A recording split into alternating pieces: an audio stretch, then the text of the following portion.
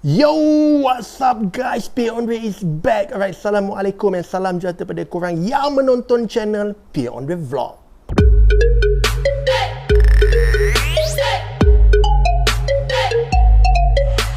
Yes, kita kembali lagi dengan kita punya video yang menarik guys. Okay guys, aku rasa last few videos aku ada buat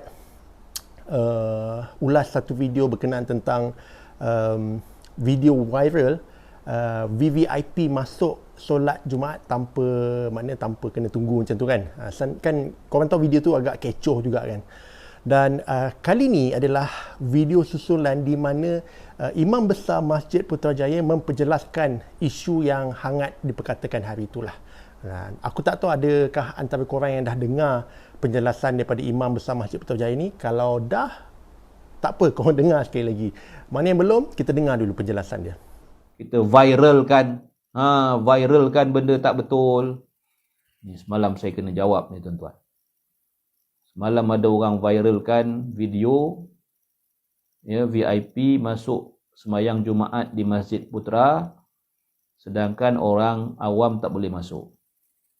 Jadi dia buatlah, dia kata ini ada kabel, ada nama, boleh masuk. Ni nak kata kita nak pergi sembahyang Jumaat tapi kita dah buat dosa sebelum sembahyang. Sebelum solat dah buat dosa dah. Saya nak beritahu je. Kota kita sembahyang di Masjid Putrajaya 300 orang. Itu ketetapan setakat ini, 300 orang. Sembahyang Jumaat 300 orang. First come first serve basis. Aku cakap orang putih pagi ni. Tak faham, tak tahu nak cakap. First come first serve basis. Siapa datang dulu, dia masuk dulu. Datang lambat, kalau tak masuk, tak masuk lah. 300. Ramai ke 300? Tak ramai. Kan? Tapi dalam 300 itu, tuan-tuan kena faham, Masjid Putra adalah masjid kerajaan. Masjid Putra duduk sebelah JPM, Jabatan Perdana Menteri. Kan? Jadi, kita kena bagi kota sikit, tak banyak. 10% je, 10%, maknanya 30 orang. Untuk siapa? Untuk VIP. Jangan marah saya, itu ketetapan. Kita nak bagi peluang pada VIP, pengarah dan ke atas. Ni set pengarah dan ke atas, pangkat pengarah dan ke atas. Mereka ni sibuk, mereka ni ada meeting, kadang-kadang lambat keluar daripada meeting hari Jumaat. Jadi kita bagi peluang pada VIP untuk penuhkan kota 30 orang. 270 orang kotanya untuk jemaah biasa. Semalam kan baru boleh merentas. Jadi saya tengok ramailah, saya rasalah ramailah orang-orang yang keliling-keliling Putrajaya ni yang ambil kesempatan nak sembahyang kat Masjid Putra. Tapi datang je lambat. Jadi orang yang dah dulu, masuklah dulu. Jadi sepatutnya bila kita dah tutup, dah habis kota 300 tu, 270 tu untuk orang awam tu, kita katalah dah habis. Tapi ni ada 3-4 kerat, bukan 3-4 ramai juga yang degil, tak nak balik. Dengan harapan kita boleh bagi masuk. Bukan masalah tu, kita tak ada daftar apa-apa. Dan VIP yang tadi yang saya kata 30 orang tu dah bagi nama awal. Memang kita minta bagi nama supaya kita tak sia-siakan ruang 30 tu. Dah ada nama dah pun. Untuk dia orang. Itu hak dia. Kan? Yang lebihnya untuk jemaah lain.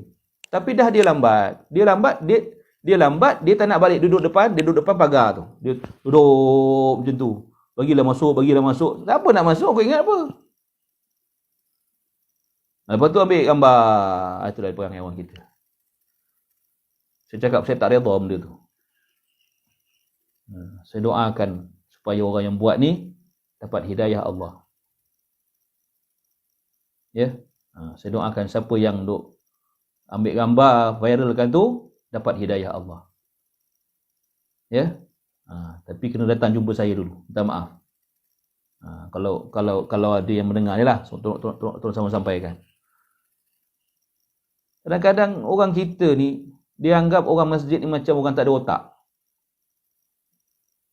Kan? Kita ikut SOP, kita ikut arahan.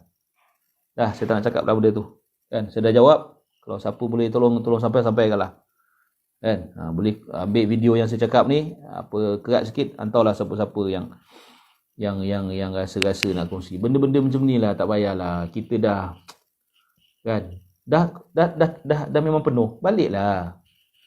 Biasanya kita orang di Masjid Putra biasa ada polis yang menjaga, tapi semalam ada polis ni ada hal, so tak datang. Jadi tu yang dia orang duduk depan tu. Biasanya kita bukan halau, kita kata kita suruh baliklah sebab dah penuh kan. Semalam pun tak tahu ramai pula semalam datang kan. Itu ceritanya. Ya. Okey guys, itu dia penjelasan daripada Imam Besar Masjid Putrajaya. Pada aku penjelasan tu agak clear. Dia ada pro and con lah guys. Dan seperti mana yang korang tahulah, video yang diperjelaskan oleh Imam Besar ni dia agak bukan kontroversi lah, tapi banyak orang ada rasa macam sikit tak sedap dengan apa yang diperkatakan oleh Imam Besar ni lah guys. Dan bila kita dengar balik, kita tolak tepi isu penjelasan tu. So sekarang kita dah faham kenapa diorang tak dibenarkan masuk dan bagaimana cara jemaah dapat masuk untuk solat jemaat. Maknanya diorang bukan jenis book, kalau jemaah biasalah, kalau jemaah yang VVIP ni memang dia kena book slot pasal katanya dia ada 10% je, 30 orang saja. Jadi diorang kena book. Tapi untuk jemaah biasa, korang siapa yang datang awal, dia dapat masuk dulu. Maknanya first come first serve. So itu bagus. Maknanya untuk jemaah yang biasa ni datang, siapa cepat dia dapat. Cumanya isu di mana viral, katanya dia tak puas hatilah siapa yang mengambil video dan viralkan isu ni, dan dia kata dia tidak redha. So ini ada sedikit membuatkan para netizen rasa macam kenapa cakap macam tu, kenapa macam tak syok dengar kan. So pada aku benda ni, aku bukanlah nak membesarkan isu ni, tidak. Cumanya kan lebih sedap kalau seorang imam yang orang sangat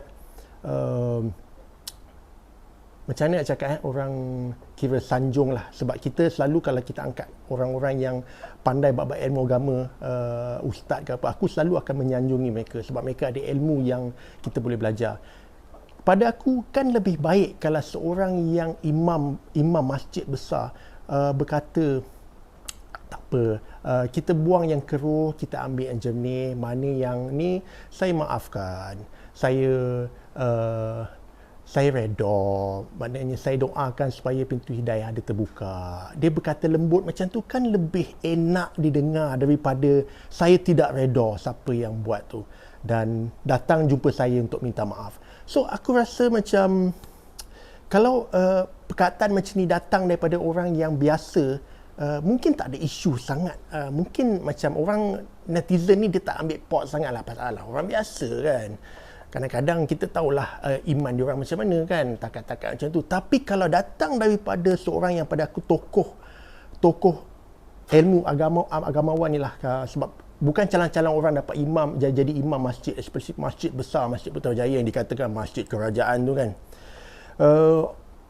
Seharusnya penggunaan bahasa tu pada aku tak ada masalah, cuma ada sikit rasa macam kerek sikit lah kot. Macam tu lah pada pendapat aku lah. Kalau aku salah, aku minta maaf guys. Pasal aku pun bukan orang yang baik. Aku pun orang yang baru nak belajar-belajar jadi orang baik.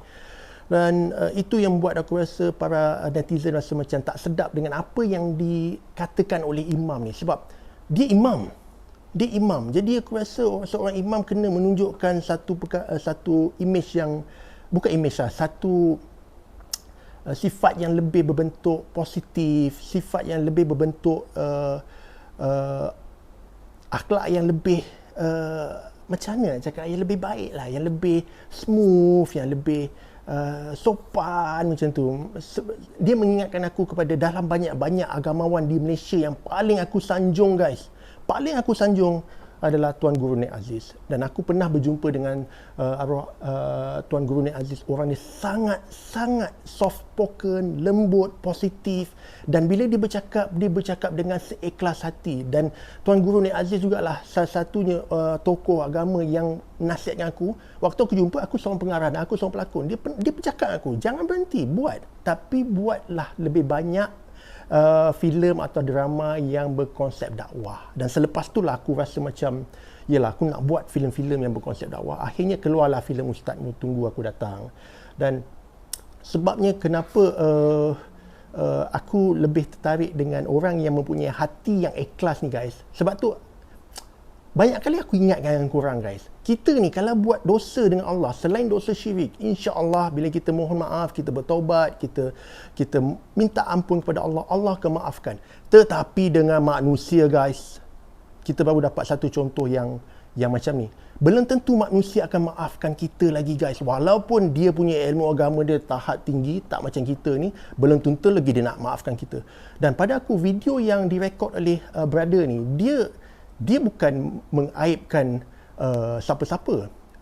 Dan pada aku, dia bukan video yang menjatuhkan imej imam tu. Dan aku rasa adalah tidak wajar juga untuk dia berkata dia tidak reda dengan orang yang buat video ni. Dan waktu yang sama dia mendoakan supaya orang tu dapat hidayah, tapi waktu yang sama juga dia nak orang tu datang minta maafkan dia. Faham tak aku cakap guys? So tu aku cakap, isu ni sebenarnya simple je. Simple sangat, simple. Ada setengah masjid yang macam masjid dekat kawasan rumah aku ni, dia ada satu apps tau. Apps ni kita kena download, kita kena book setiap kali Jumaat. Ni dululah sebelum kita orang kena lockdown dan tak boleh keluar, siapa yang tak ada second dose tak boleh kan. So kau kena book, okay, next Jumaat kau datang. Tapi untuk Masjid Putrajaya dia cakap dia first come first serve, tu bagus. Dan yang menjadi isu kat sini adalah bila orang ramai tak dapat solat. Ini aku nak mempertikaikan sedikit apa yang kerajaan perlu buat guys. Kalau kau tengok banyak sektor-sektor dah buka, especially di Selangor dan KL ni memang dah meriah lah. Kalau kau tengok dekat media sosial dah banyak gila guys. Orang pergi piknik, pergi camping. Kalau kau tengok orang pergi, bukan main seronok lah, memang penuh sepenuh-penuh orang. Pergi mall pun memang penuh orang kat mall. Tapi kenapa masjid masih lagi SOP yang sama? Kenapa mesti standard dia masih 300 orang sahaja? Padahal Masjid Putrajaya tu besar guys. Kita tahu masjid yang besar ni, dia kapasiti dia besar, dan aku rasa dia bolehlah dilebihkan lagi. Jangan 300 lah. Tolonglah PAS. Dan kita tahu PAS adalah parti yang memperjuangkan agama Islam. Dia memang itulah parti yang memperjuangkan agama Islam. Buat something. Tolong buat something. Jangan rasa selesa, sebab aku dah nampak PAS lah selesa sangat sekarang ni. Dan kalau isu dia punya hudud dulu tu, okey, mungkin dia hold sekarang pasal pandemik COVID. So aku tidak ada masalah dengan tu. Settle pandemik, kau nak fight balik hudud, buat. Tapi settlekan isu pasal solat jemaah ni guys. Ini penting. Kalau tak dapat jemaah fardu, buat jemaah Jumaat. Sebab berapa ramai orang nak pergi Jumaat tapi tak dapat. Dan kau tengok video yang video viral tu, begitu hampanya orang-orang dekat luar bila tak dapat masuk. Mereka nak menunaikan solat je. Dan mereka nak menunaikan tanggungjawab. Tapi apa yang boleh dikatakan oleh imam tu, mereka dah datang lambat, tunggu, lepas tu nak minta masuk juga. Of course lah, orang datang nak solat, orang datang nak semayang. Dan pada akulah guys, kadang-kadang bukanlah aku nak, sebab aku tak ada kuasa untuk nak bagi orang masuk ke tak. Macam bagusnya dekat masjid kat kawasan rumah aku ni, walaupun kapasiti dia dah penuh, dah cukup 300, kadang-kadang dia orang bagi muka juga. Mana lambat, mana ni, dia bagi masuk juga. Tapi dia jarak-jarakkan sikit. So pada aku macam tu dah bagus lah. So kena ada give and take lah. So untuk isu kali ni aku rasa sesuatu yang kita boleh ambil pelajaran dan iktibar, di mana dosa dengan Allah, kalau kita mohon ampun, bertaubat, insya-Allah Allah akan maafkan. Tapi kalau dosa dengan manusia, walaupun manusia tu ada ilmu agama yang tinggi, guys, belum tentu dia akan maafkan kalau kita tak minta maaf kat dia. So, moral of the story, keikhlasan hati tu sangat penting. Tak kiralah engkau ni orang yang pandai ilmu agama, orang yang solat 5 waktu, yang memang tak tinggal. Tapi kalau ada masalah hati yang masih tak berapa nak bersih, kita kena banyak-banyak kan fikir balik. Kita kena banyak-banyak fikir apa sebenarnya kita ni guys. Sebab tu aku selalu nasihatkan kepada keluarga aku dan juga diri aku, Allah melihat hati kita. Bersih tak hati kita ni? Sebab kalau nak nak ikutkan amalan kita, apa yang kita buat, amalan kita. Kalau kita daripada lahir sampai mati kita solat tak tinggal, itu pun belum tentu garanti kita untuk masuk syurga. Pasal untuk masuk syurga ni adalah rahmat Allah. Rahmat Allah ni lah yang bawa kita masuk syurga. Pasal amalan kita tak cukup, guys. Tak cukup. Sebab apa yang Allah bagi nikmat pada kita ni lebih daripada apa yang kita mampu buat. Sebab tu paling penting pada aku, hati yang bersih, hati yang ikhlas, itu yang paling terbaik. Dan orang yang sering memaafkan orang itulah pemenang, guys. So sehingga kita jumpa untuk kita punya next video. Korang jaga diri baik-baik, stay safe, stay cool. Guys, korang memang awesome. Ciao.